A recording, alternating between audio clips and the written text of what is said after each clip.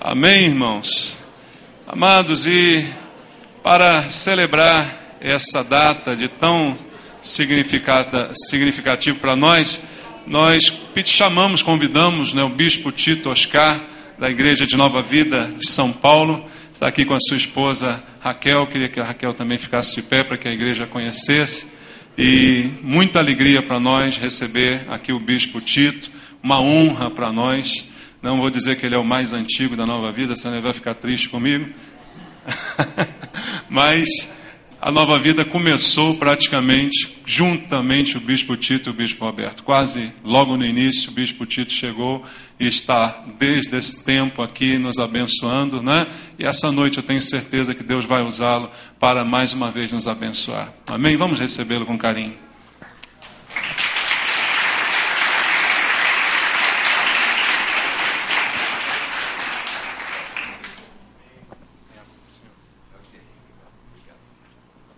Amém. Boa noite, queridos. Podem ocupar aí os seus lugares. Só uma lembrança: o pastor esqueceu no jantar nordestino buchada de bode. Não vai ter, não? Eu visitei o Nordeste com o Bispo Miguel uma certa ocasião. Nós saímos de Juazeiro, fomos para Araripina à noite, numa van, uma fome danada, o motorista viajando a uma velocidade louca, desviando dos jegues que estavam perdidos na estrada à noite, e resolveu parar num bar para nós comermos um petisco, enfim, antes de chegarmos ao hotel. E ele disse: não, aqui é muito bom. E nós descemos. Quando eu olhei assim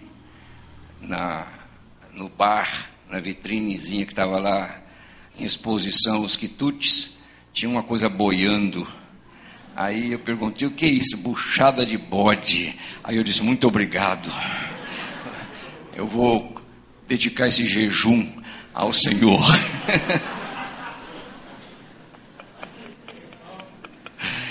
Mas para quem gosta, fique à vontade no jantar nordestino, ok?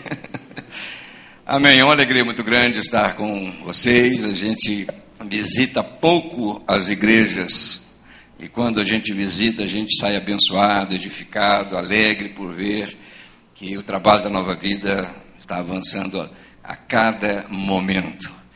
Por falta de comunicação com o pastor, eu pedi emprestado uma gravata ao Bispo Miguel.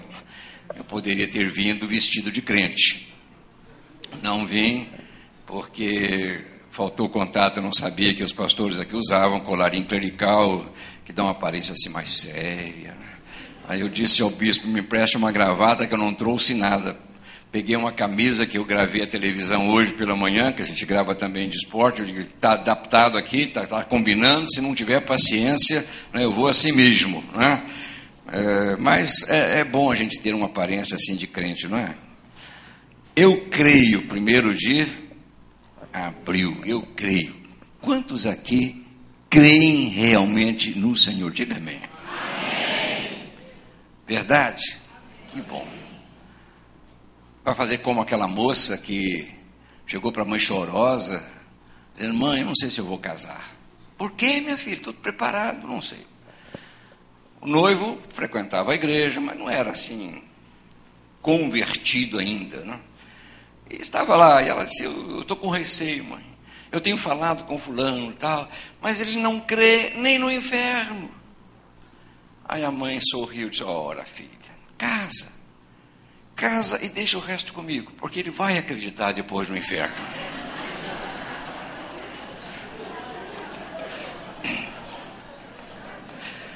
Se o seu problema é esse, fique tranquila. Deixa comigo que eu sei fazer o serviço. Que as sogras digam amém.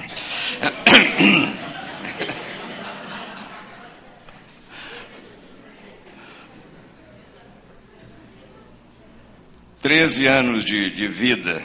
Parabéns para vocês nessa data querida. E nessa data a gente, obviamente, tem que dizer alguma coisa sobre a igreja E eu vou dizer o óbvio. Com certeza você já deve ter ouvido tudo que o pastor já ensinou aqui sobre igreja. Mas a verdade é, queridos, que há certas verdades que são tão comuns que nós acabamos deixando-as de lado. A Bíblia diz que tem muitas pessoas que têm ouvidos e não ouvem, têm olhos e não veem. Então são verdades tão óbvias que a gente acaba deixando, esquecendo. Não vale a pena relembrar.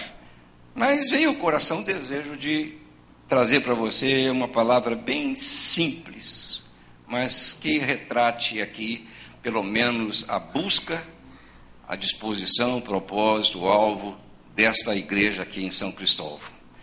São Cristóvão tem um significado muito grande para mim. Não que eu ande com São Cristóvão pendurado no carro.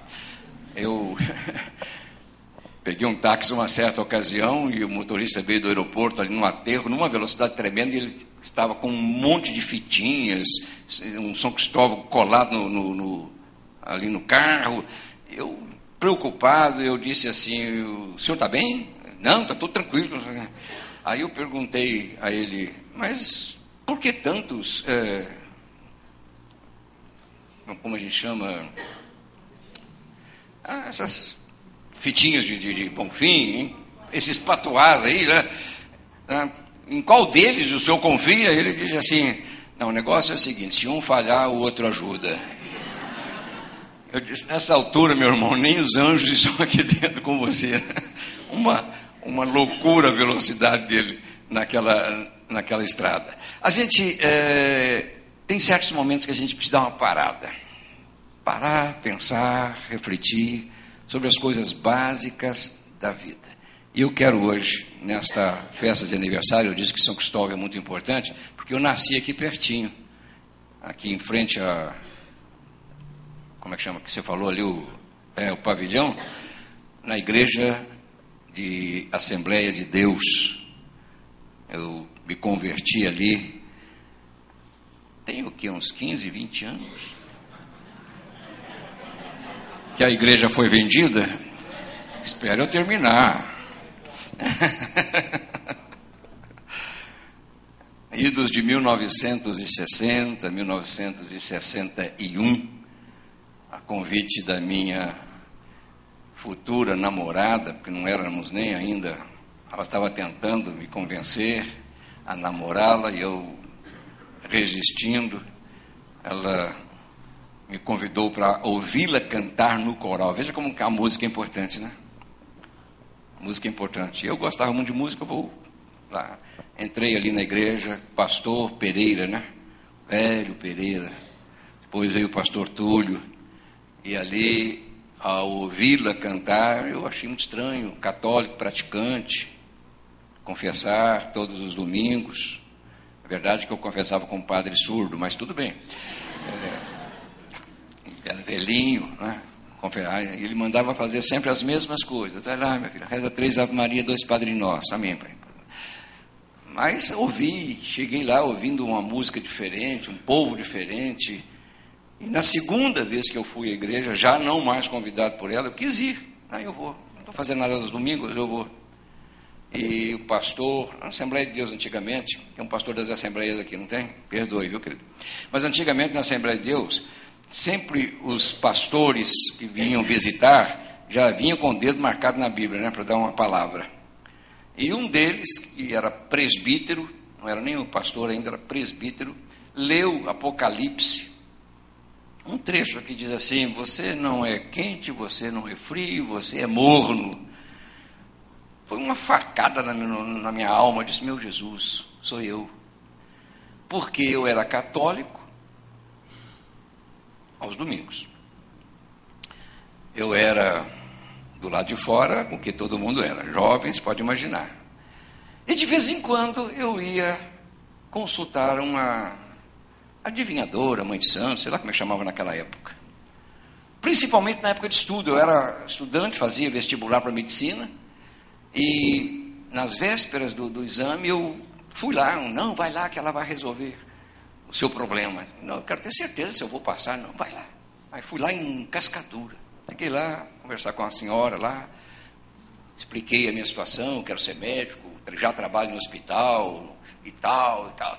Aí ela disse assim, olha, compre um charuto. Eu nunca fumei. Compre um charuto. Dê 3, como fala? Você conhece, né?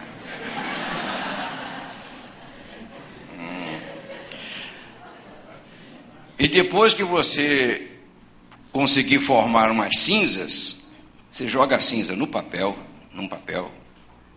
guarda e vá para a prova. Quando você for fazer a prova, jogue essa cinza no papel e as respostas todas vão aparecer. Eu estou esperando o resultado até hoje. Mas era católico. Mas quando eu vi essa palavra, eu abri o coração, fui à frente, aceitei Jesus, fiquei um tempo aqui na Assembleia. Mas como eu tinha uma outra formação, e naquela época não é essa facilidade que se tem hoje, estou vendo moças aí todas pintadas, não, naquela época para entrar na igreja a moça tinha que saber se tinha raspado a perna, se estava com... Era difícil, irmão. E eu comecei a levar a minha esposa para o teatro, para o cinema, né? E aí a igreja soube, foi, cortou o cabelo, ela tinha um cabelo grande assim, cortou o cabelo, pronto, desviou.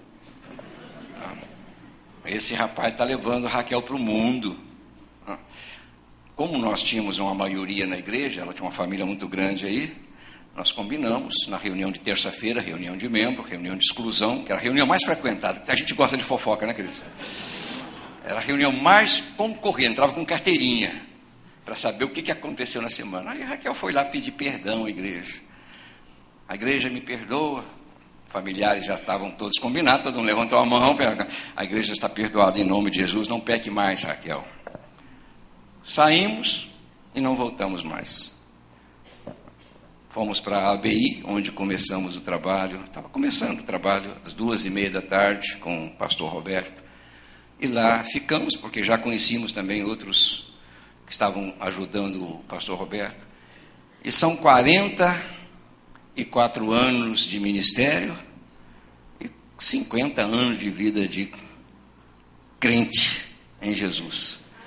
Então a gente sente muita alegria quando chega a uma igreja como esta e vê gente sendo formada, trabalhando, batalhando, 13 anos, uma bênção. Então uma palavrinha só para você, essa é a minha mensagem. Agora eu vou trazer uma palavrinha para você, que se encontra aí no Evangelho de Marcos. Encontra a sua Bíblia em Marcos, por gentileza. Capítulo 6. Eu quero ler alguns versículos, do versículo 33 ao versículo 44, desse texto, como eu disse, que é muito conhecido. Marcos capítulo 6, diz assim a partir do verso 33. Jesus está falando aqui, e o contexto aqui é sobre a multiplicação dos pães. Mas muitos dos que os viram retirar-se, tendo-os reconhecido, correram a pé de todas as cidades e chegaram lá antes deles. Quando Jesus saiu do barco e viu uma grande multidão, teve compaixão deles, porque eram como ovelhas sem pastor. Então começou a ensinar-lhes muitas coisas. Já era tarde, e por isso os seus discípulos aproximaram-se dele e disseram: este é um lugar deserto, e já é tarde. Manda embora o povo para que possa ir aos campos e povoados vizinhos comprar algo para comer. Ele, porém, respondeu: deem-lhes vocês algo para comer. Eles lhe disseram: isto exigiria 200 denários. Devemos gastar tanto dinheiro em pão e dar-lhes de comer? Perguntou ele: quantos pães vocês têm? Verifiquem. Quando ficaram sabendo, disseram: 5 pães e 2 peixes. Então Jesus ordenou que fizessem todo o povo assentar-se em grupos na grama verde. Assim, eles se assentaram em grupos de 100 e de 50. Tomando os 5 pães e os 2 peixes e olhando para o céu, deu graças e partiu os pães. Em seguida entregou-os aos seus discípulos para que os servissem ao povo. E também dividiu os 2 peixes entre todos eles. Todos comeram e ficaram satisfeitos. E os discípulos recolheram 12 cestos cheios de pedaços de pão e de peixe. Os que comeram foram 5.000 homens. Que a igreja do Senhor diga amém, amém. Que Deus abençoe este nosso momento tão importante de reflexão. Queridos, a Bíblia, em muitas partes, ela nos descreve, e quando eu digo nos descreve, ela fala sobre o povo de Deus como sendo um povo especial. Há muitos versículos que exaltam a nossa qualidade de povo de Deus, tá? Dizendo, inclusive, que nós somos de uma propriedade exclusiva de Deus. Isto significa, pelo menos numa leitura assim rápida, que nós somos diferentes das outras pessoas. Nós somos diferentes do homem, que a gente chama o homem comum. Poderíamos dizer que nós somos mais bonitos, mais santos, mais humildes. Mas não é verdade. Infelizmente não é verdade. Você sabe que as estatísticas afirmam que os mesmos problemas que acontecem do lado de fora, acontecem do lado de dentro. Famílias que se separam do lado de fora, famílias que se separam do lado de dentro. Todos os grandes desafios que o mundo tem, a igreja também tem. Nós não somos, neste contexto, diferentes. Se há mentirosos do lado de fora, não pense que não há mentirosos do lado de dentro. Se não houvesse mentirosos, a Bíblia não falaria a respeito de longe de vós toda mentira e tal. Então, nesse ponto, nós não somos diferentes. Aí eu pergunto, mas por que a Bíblia diz que nós somos um povo diferente? Quais são as características que devem fazer parte da nossa caminhada? Vocês estão há 13 anos caminhando. O pedido foi que esta igreja aqui se tornasse assim bem influente nessa região de São Cristóvão. Como é que esse povo vai olhar para vocês, para nós, e dizer, não, vocês são diferentes? Vamos olhar nesse texto e rapidamente, porque é muito conhecido o contexto aqui, e verificar algumas das características que devem acompanhar essa nossa caminhada, essa nossa jornada. As pessoas precisam olhar para você, olhar para mim, e precisam perceber que há algo diferente.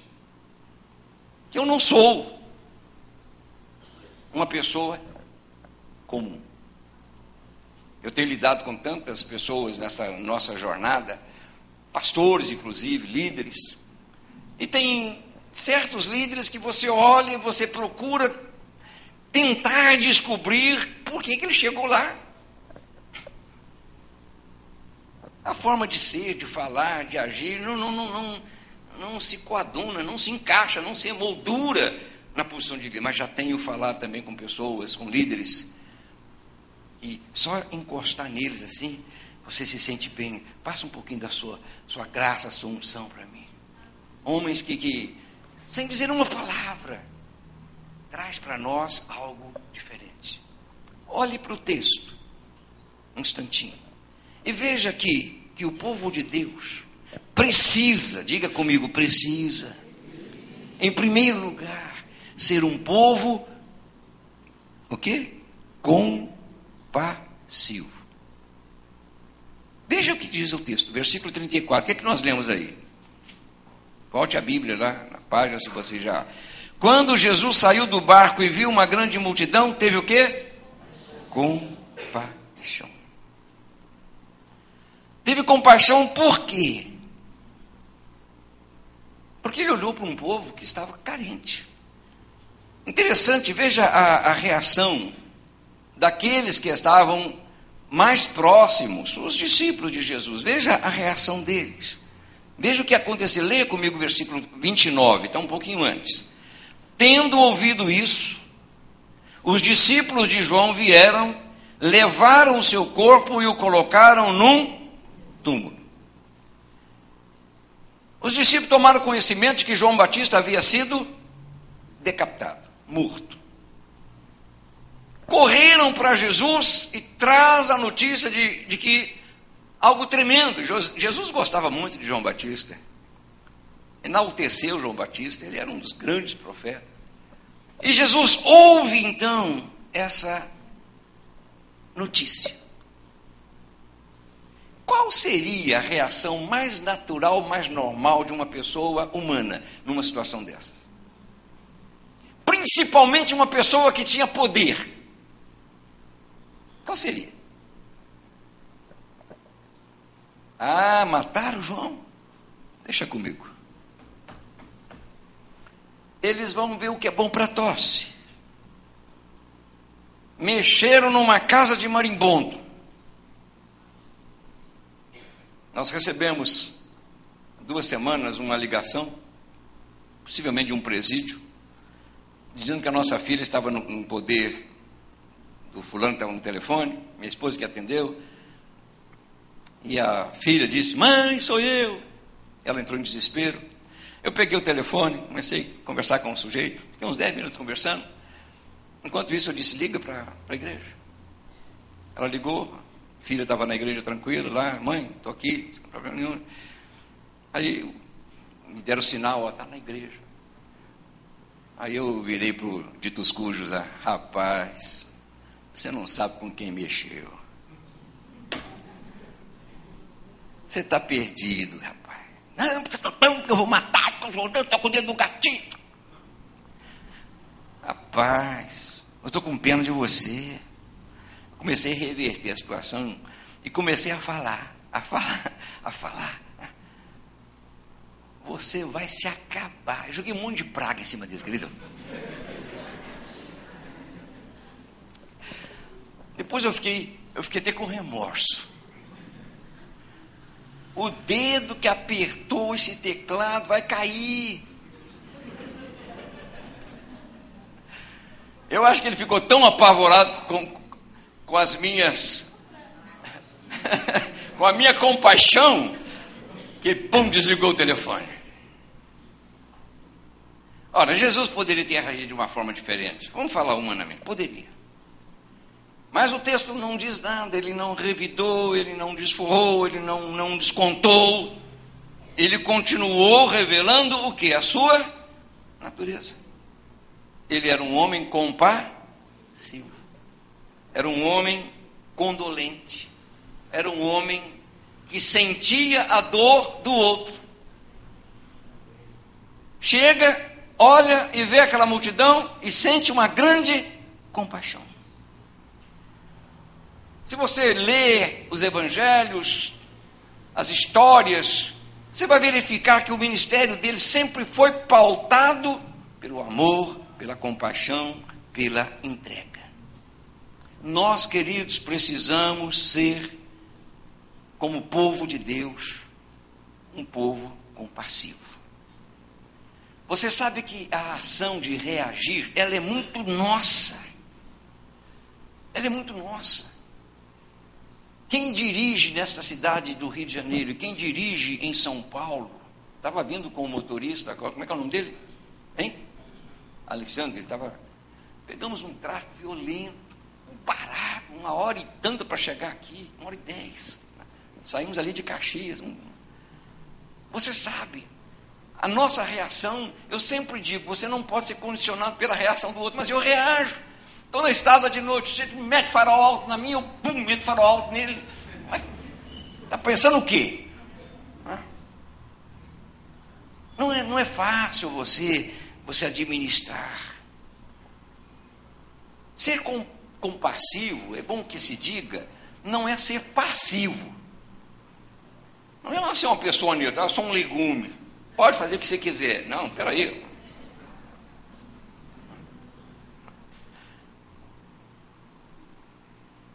É saber reagir em determinadas situações. Jesus, diante de um quadro difícil, uma notícia dramática: Senhor, mataram, vão levar o seu corpo e o colocar num túmulo, o que nós vamos fazer agora? Jesus disse: não, vamos continuar. Vamos continuar. A compaixão, queridos, ela é traduzida, pelo menos dentro do meu entendimento, por ações que eu chamo assim, ações concretas. Jesus estava diante de um quadro, viu um povo faminto, necessitado, carente, ele reagiu de acordo com aquela situação. Assim como um samaritano reagiu de acordo com o que ele percebeu. O samaritano foi um homem compassivo. Os sacerdotes não. O escriba não. Mas o samaritano passou, cuidou, atendeu. Né? Não apenas sentiu, ele agiu. Você entende essa diferença? Nós precisamos ser um pouquinho mais compassivos. Precisamos aprender a entender e a aceitar as fraquezas do outro. Não é porque você é forte que todos precisam ser fortes, ou que devem ser fortes. Nós precisamos ser compassivos, no sentido de atender os erros, as falhas daqueles que nos acompanham.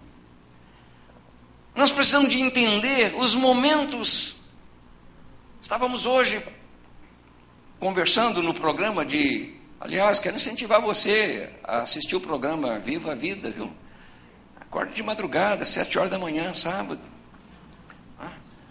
Assista, estava batendo um papo com o Bispo Miguel hoje lá, falando da necessidade de nós definirmos a nossa qualidade de vida, porque tem pessoas que não são nada, não definem nada, reagem, é como eu disse, o camaleão. Você conhece o camaleão? Fizeram uma experiência com o camaleão, e o camaleão tem uma capacidade de autodefesa. Ele se adapta à cor do ambiente, ele passa por um processo que se chama mimetismo, ele muda de cor. Os cientistas pegaram um camaleão e colocaram ele num tecido multicolorido. Ele enlouqueceu. Ele não sabia que cor tomar. Começou a dar roda, rodear, porque cada pedacinho que ele chegava era de uma cor, aquelas coxas de retalho, né?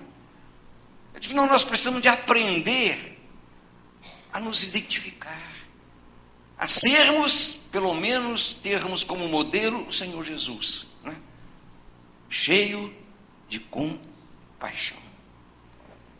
A gente vive no meio de tantas ovelhas desgarradas, sem pastor, sem uma direção. Não estou falando só de desviados da igreja, não, queridos. Estou falando de gente lá de fora. Você que trabalha secularmente, pode perceber mais do que eu vivo dentro da igreja, né? Estou envelhecendo assim porque só lido com crente.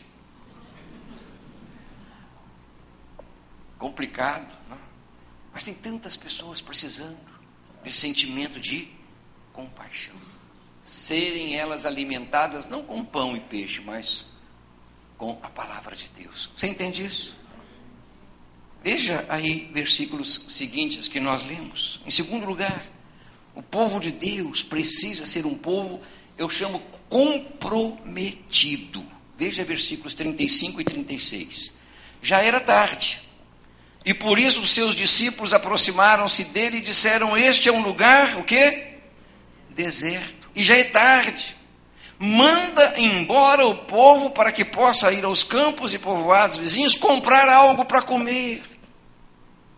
Queridos, é muito mais fácil a gente abrir mão, é muito mais cômodo despedir, afastar, do que se comprometer.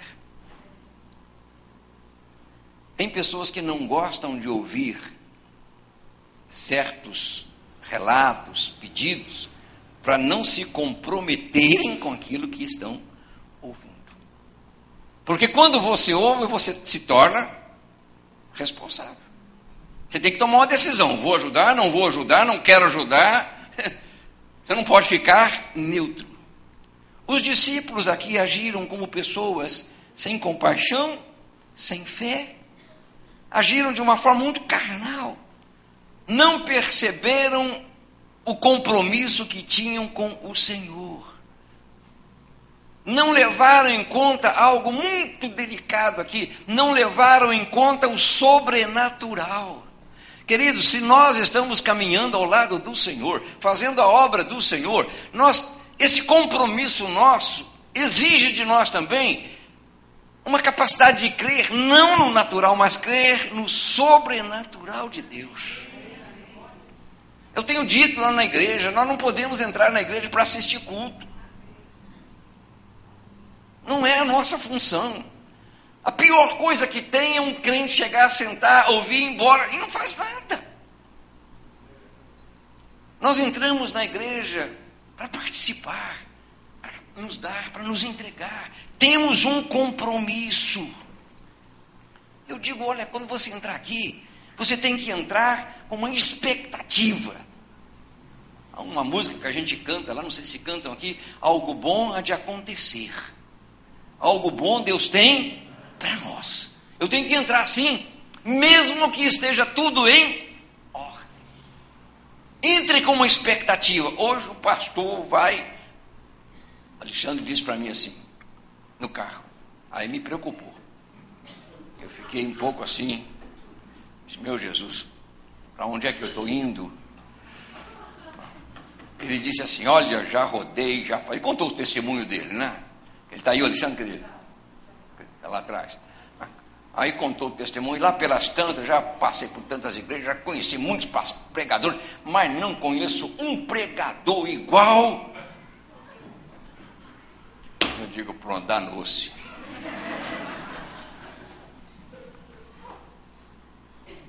Fortunato.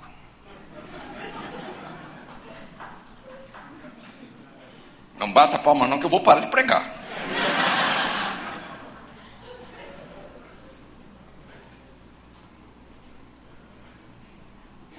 É assim, é compromisso. Entrar na igreja, não, meu pastor vai trazer uma palavra para mim hoje. Meu pastor vai ser usado por Deus para me ajudar. Ter compromisso. É muito fácil. Ô, Senhor, é tarde. Espere essa turma aí, ó. Manda embora. É muito fácil fazer isso. Isso qualquer um faz. Mas acreditar, não. Nós estamos na presença daquele que do nada pode fazer as coisas acontecerem. Nós estamos na presença do Senhor, Não, nós só cantamos, não, nós estamos na presença dEle. Eu tenho que acreditar no sobrenatural. O pastor estava me contando a vitória que vocês conquistaram aqui na compra desse espaço. Eu poderia contar agora, abrir um parênteses, e contar a vitória que nós conseguimos também na compra da igreja lá de São Paulo. São Paulo é uma loucura. Expulsaram a gente do paraíso, queridos. Nós estávamos no paraíso, nos expulsaram. Mas eu fui para a saúde. Estou na saúde. Num lugar que é nosso. Não tão bonito quanto essa casa, mas uma igreja bonitinha. A minha esposa diz assim, bonitinho é o feio melhorado. Não. Entrar com esse compromisso. Povo de Deus tem que ser povo compassivo, tem que ser povo comprometido. Tem uma multidão precisando de comida, o que nós vamos fazer? Vamos nos virar, a pegar. Na minha época, quando morava no interior de Barbacena, quando faltava coisa em casa, era a coisa mais simples para resolver. Mamãe dizia assim, vai na casa da dona fulana, pede um pouquinho de café. Pronto, a gente ia lá, pegava uma xicrinha de café, fazia... Acabou o açúcar, pede um pouquinho de açúcar lá na dona fulana. Não se passava fome, não, todo mundo tinha esse compromisso de autoajuda. Você não pode ficar sozinho. Se você está acompanhando esse ministério, pode ter certeza, você não vai ser uma ovelha abandonada. Ninguém aqui vai dizer, não, vai embora. Vai embora. Manda comprar algo para comer em outro lugar. Jesus disse, não, mas é vocês que têm a responsabilidade de dar comida para eles. São vocês. Eu vejo mais ainda. Nós precisamos ser um povo, vou repetir um pouco do que eu disse, mas um povo praticante. Veja o que diz aí, 37 e 38. Eles lhes disseram, isto exigiria, porque Jesus disse, vocês devem dar de comer, isto exigiria 200 denários, 200 dias de trabalho naquela época. Era muita coisa. Aí eles dizem, bem, nós devemos gastar tanto dinheiro assim, em pão, para dar de comer a essa turma aí. Aí Jesus dá uma lição para eles, que é lição para nós também. Quantos pães vocês têm? Verifiquem. Quando ficaram sabendo, disseram 5 pães e 2 peixes. Eles não estavam aqui sendo instruídos teoricamente. Eles estavam vivendo um momento prático. Jesus estava passando para eles algo muito prático. Quantas vezes, queridos, nós olhamos para as nossas mãos, para o nosso trabalho, para a nossa casa, e nós nos perguntamos, e agora o que nós vamos fazer? Eu estava contando para o pastor, nós compramos o espaço lá, demos uma entrada, uma luta tremenda, mas tivemos que fazer uma ginástica para o proprietário aceitar a proposta de 10 prestações de R$60 mil mês. Uma loucura. Foi um salto no escuro. Aí eu disse para o povo assim, olha, as primeiras vão ser difíceis, mas depois a gente se acostuma e tal. Fiz lá um banner com uns degraus, subindo, primeiro, segundo, 10. Daqui a pouco, está vendo? Pela perspectiva da escada, o primeiro degrau era muito alto. O segundo, lá em cima, eles emendavam. Perspectiva de fotografia. Aí, está vendo?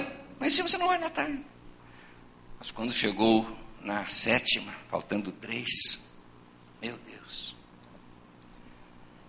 Você não imagina a luta, as dificuldades. Você não imagina aqueles momentos que nós passamos ali. A gente olhava para as mãos, não via nada.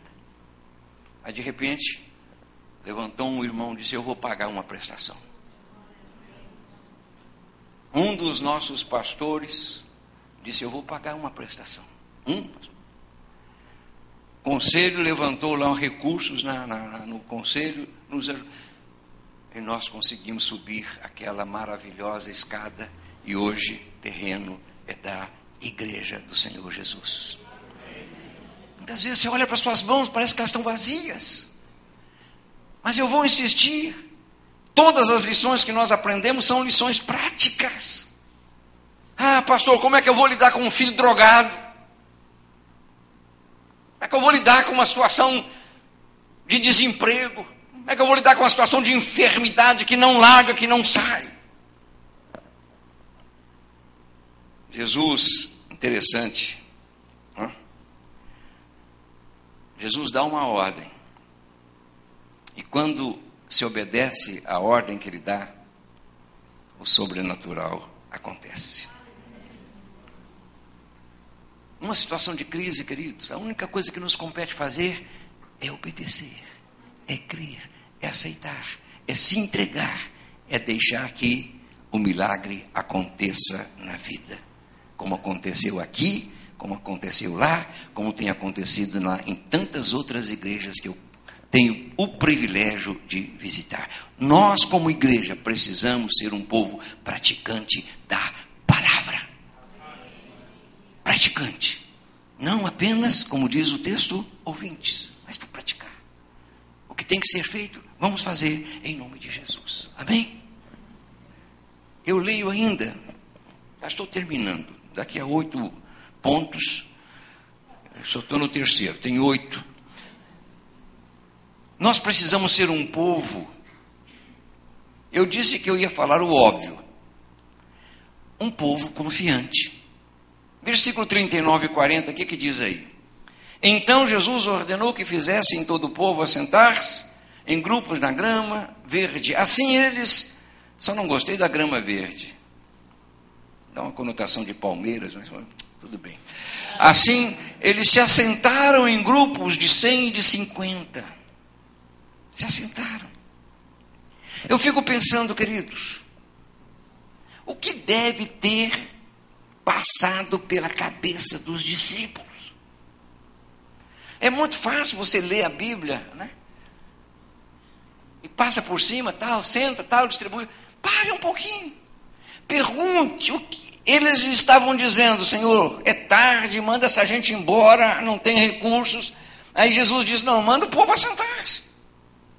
O que vocês têm? 5 pães, 2 peixes, manda o povo assentar. O que passou? Na medida em que o povo começou a se acomodar, eu começo a pensar. Muitos daqueles que estavam bem próximos de Jesus deviam estar lá cochichando. E rapaz, isso aí vai ser uma fria. Eu não quero nem ver o que vai acontecer. Você vai nessa? Aí Pedro, João, não sei não, vamos ver o que vai dar. O pessoal está assentando aí. Eu pensaria assim. Sem recurso, fazer o quê? Irmãos, nós vamos derrubar isso aqui, vamos construir um prédio de 8 andares. Aí o pastor endoidou. Mas quem mandou? O Senhor. Acontece em nossos dias. Há pessoas que ainda não acreditam na possibilidade da igreja avançar, crescer, frutificar, mesmo neste ambiente que ela está vivendo. Revista Veja desta semana, não sei se você leu, pastor conhecidíssimo aqui no Rio de Janeiro, badalado até por políticos, está na revista Veja. Entrava nos presídios, apaziguava rebeliões, era o mais famoso pastor aqui. Aonde ele chegava, levava paz. Ex-governadores badalando, está lá na revista. Metido com traficante, metido com meninas da igreja. Mas uma frase está lá na revista. Apesar destas situações, a igreja evangélica cresce. Eu digo, é isso aí. Apesar destes elementos nocivos, apesar de desmandos, apesar dessa confusão que tem aí, a igreja está olhando só para dinheiro, dinheiro, dinheiro, dinheiro, poder. Apesar disso, a igreja cresce. Cresce e vai continuar crescendo. Porque quem está no comando da igreja é o Senhor. Não somos nós, não. Nós somos chamados a confiar. Tem gente rindo, tá vendo? Mais um malandro, enganador. Deixe falar. Apesar de tudo, a igreja vai continuar crescendo. Não olhe, queridos, para as circunstâncias de uma forma errada. Ah, eles não vão conseguir. Vão, em nome de Jesus. É muito fácil você colocar a mesa quando você tem comida na despensa. É ou não é? Chega uma pessoa, de repente, na sua casa, não, fica tranquilo. Vai lá, tá. Em casa, pelo menos, quando chega, pelo menos tem ovo na geladeira. Um ovinho com arroz, ninguém rejeita. O difícil é colocar a mesa quando não se tem nada. O difícil é avançar quando você não enxerga. O difícil é caminhar, como diz o hino, por sobre as águas. Exige uma capacidade de fé, de confiança. Que nós sejamos uma igreja assim. A confiar naquele que tem os elementos necessários para fazer com que a nossa igreja seja farta em todos os sentidos. E para a gente terminar, apenas mais um ponto. Nós precisamos ser um povo, e guarde bem isso no seu coração, um povo que opera milagres. Nós precisamos ser um povo que tenha a capacidade de operar milagres. Interessante que Jesus simplesmente abençoou os elementos. Você já imaginou você naquela situação? Jesus levanta e diz assim: Pai, muito obrigado por esses 5 pãezinhos, muito obrigado por esses 2 peixes. Coloca nas suas mãos e distribua. Mas como? Primeiro que eu não sei aonde é que arranjaram tantos cestos. Não sei. Não sei como partiram o peixe. Naquela época, a gente visita Israel, sabe, o peixe de São Pedro que chama lá, um espinho à beça. Não sei como é que eles partiram o peixe, ou se deram um peixe para cada um, sei lá. Eu preguei uma mensagem sobre esse assunto aí, dizendo quanto tempo durou, deve ter durado aquela refeição. Entre milagre, distribuição, comer. Não é fácil comer peixe com pão, não, queridos.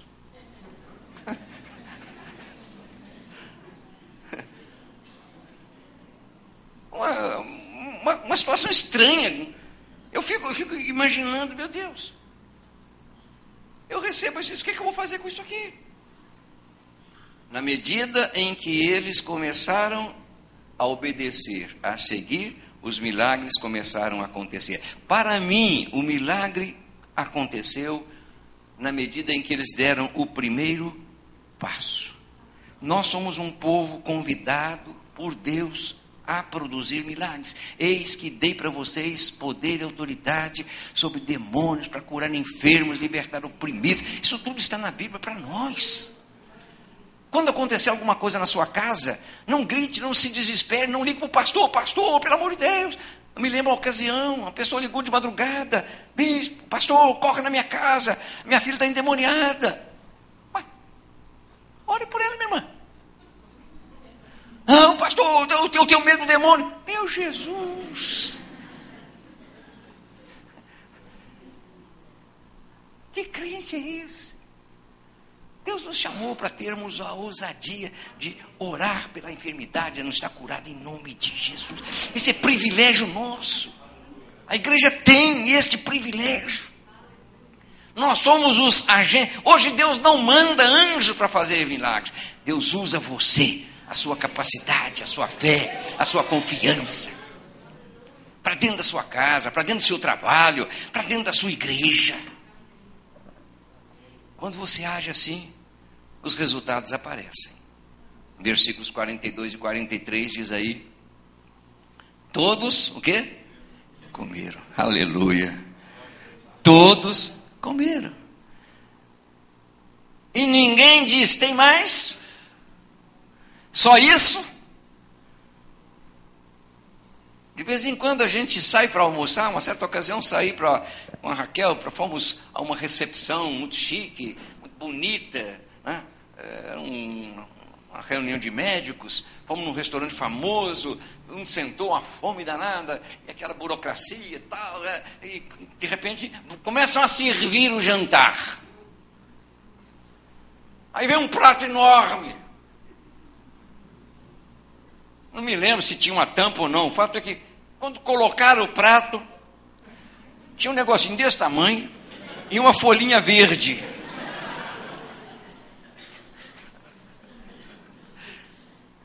Todo mundo olhou um para o olho, deve ser só a entrada. Não, querido, era a entrada e a saída.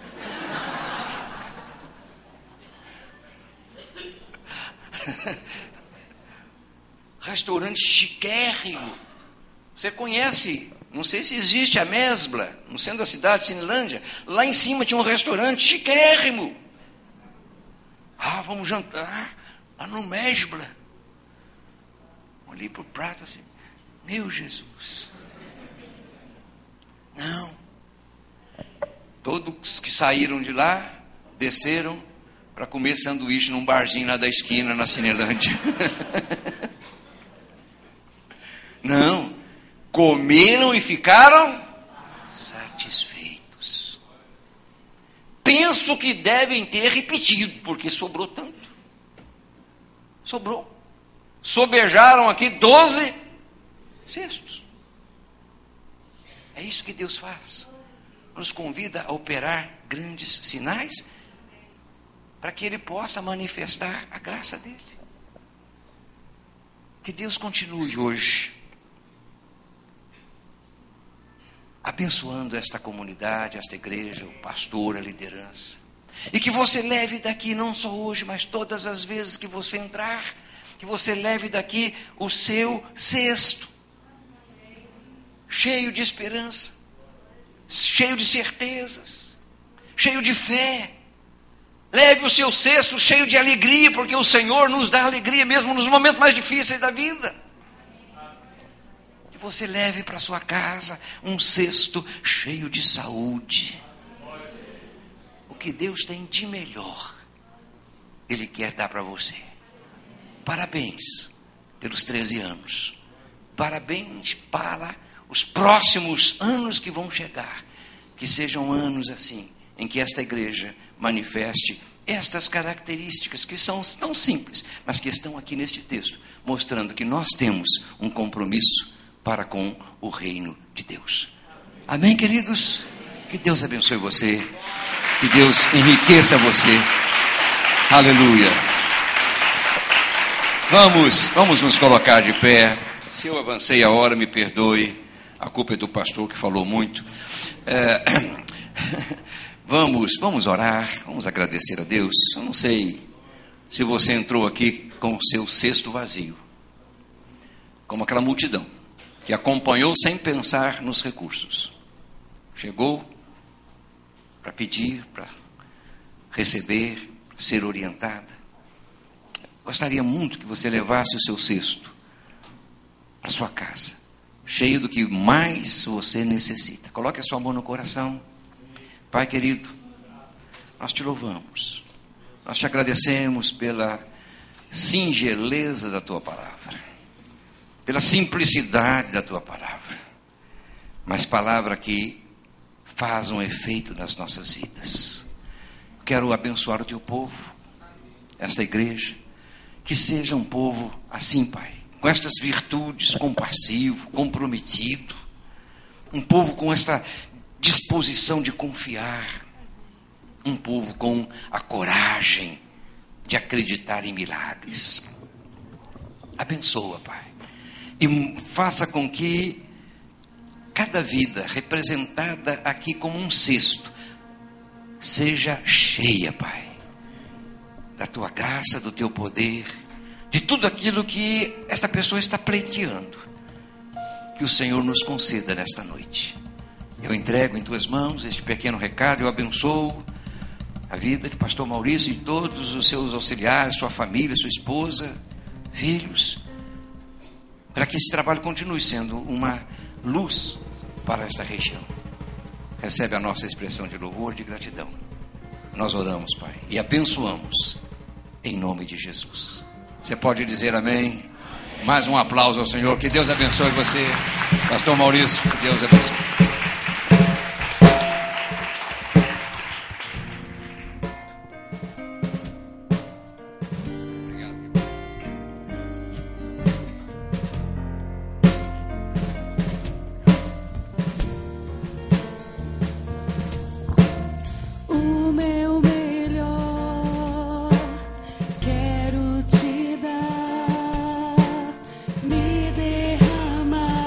Aos teus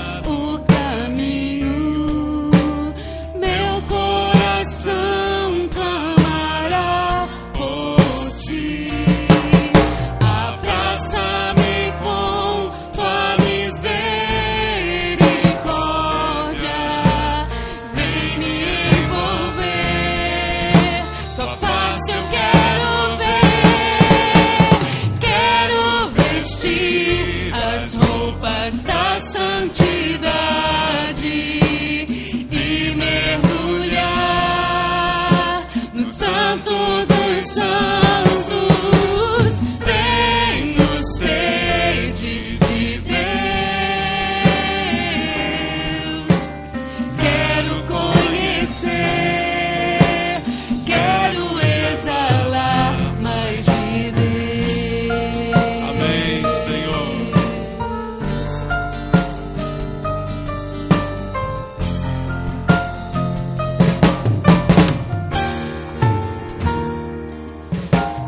O meu melhor quero te dar, me derramar aos teus pés, ser tua imagem e semelhança é o desejo do meu coração. Se o meu corpo errar o caminho, meu coração clamará por ti. Abraça-me com tua misericórdia, vem me envolver. Tua face eu quero ver, quero vestir as roupas da santidade e mergulhar no santo dos santos. Tenho sede de Deus, quero conhecer, quero exalar mais de Deus.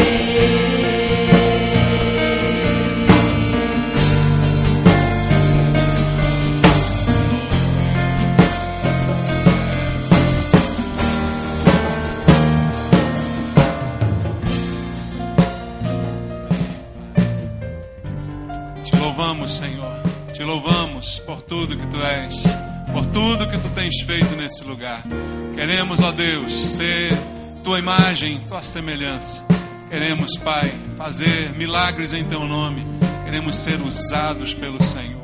Usa esta igreja, Pai, de acordo com a Tua vontade. Te louvamos por essa noite, por tudo aquilo que o Senhor tem feito. Te agradecemos por tudo, Pai, em nome de Jesus. Amém. Graças a Deus. Deus é bom, irmãos. Louvado seja o Senhor. Que bom. Mais uma vez, louve ao Senhor. Agradeça a Ele toda a honra, toda a glória. Que bom. Amém.